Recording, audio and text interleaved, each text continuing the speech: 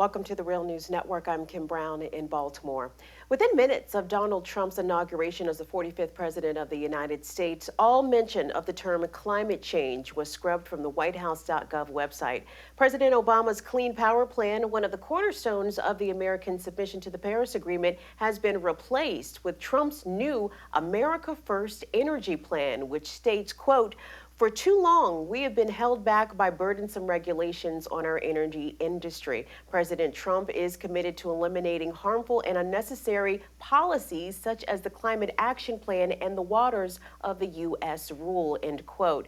With emphasis on removing regulations for coal production and fracking for oil and gas, the new fossil fuel-based federal energy plan, according to the White House, quote, "will greatly help the American workers by increasing wages by more than $30 billion over the next 7 years," end quote. A figure, if correct, would mean less than $20 per American per year. But the basis of this wage gain number comes from a study titled "The Economic Effects of Immediately Opening Federal Lands to Oil, Gas, and Coal Leasing," written by Dr. Joseph Mason, who is a professor at Louisiana State University, which was commissioned by the oil billionaire Charles Koch-connected Institute for Energy Research. And with us to discuss the study and President Trump's new America First Energy Plan, we're joined with Kenneth Gillingham. He is an assistant professor of economics at the Yale School of Forestry and Environmental Studies, with research focusing on energy economics and policy.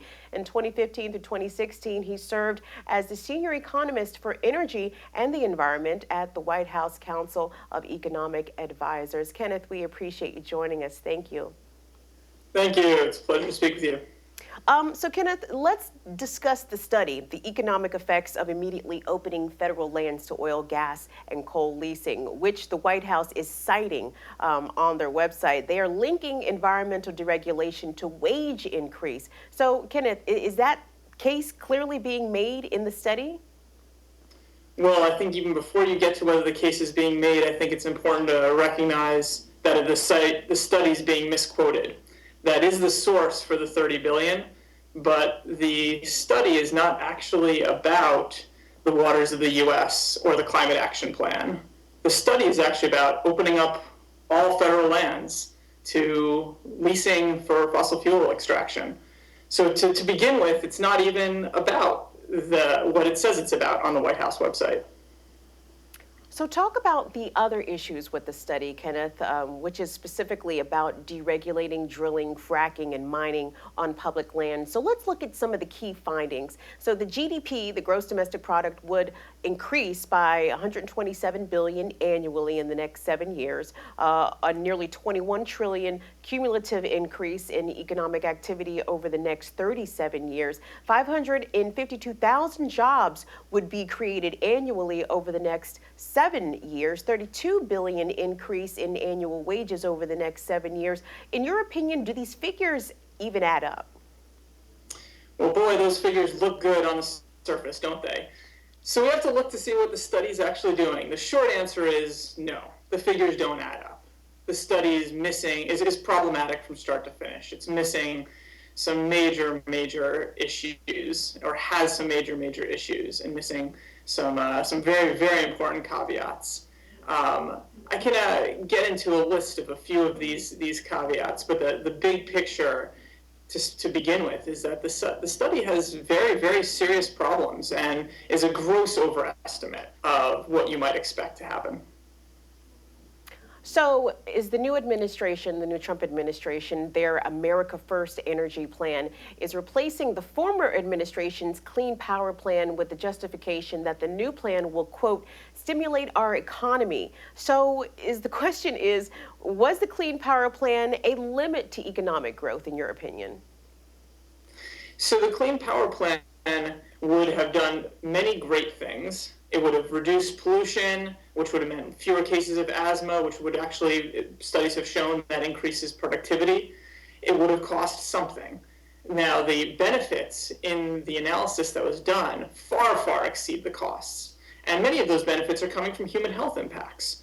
So when we're looking at the economy holistically, it's pretty clear that the benefits of the Clean Power Plan far exceeded the costs. It was a great deal for the American people when you looked at it that way. it would not have been a major challenge on growth. So China has recently made announcements that not only will they be closing over 100 coal power plants, but that they will be financing huge growth in the development of renewable energy. So is the U.S. going to be left behind on renewable energy, or are market forces in the U.S. still going to promote renewable energy growth? Well, I think there's a real fear that we're going to be left behind, and that fear is justified. There's no question that market forces are going to continue increasing the adoption of renewables in the U.S. Renewables are becoming cheap. In many cases, they are the cheapest power that you can implement if you're building new capacity. But China is building capacity, renewable capacity, at a much, much faster pace than we are. And they're investing very, very heavily in it, largely to improve their air quality. And because of this, there's a very serious worry that when you look at where the investment's going and where the new innovation is going to be happening, it's going to be shifting over to China. So President Trump has talked about bringing jobs back to the coal industry. Is that even possible, given the cost of coal versus the lower cost of solar power and natural gas these days? Yes, it's incredibly unlikely. There's really not much you can do against very, very strong market forces.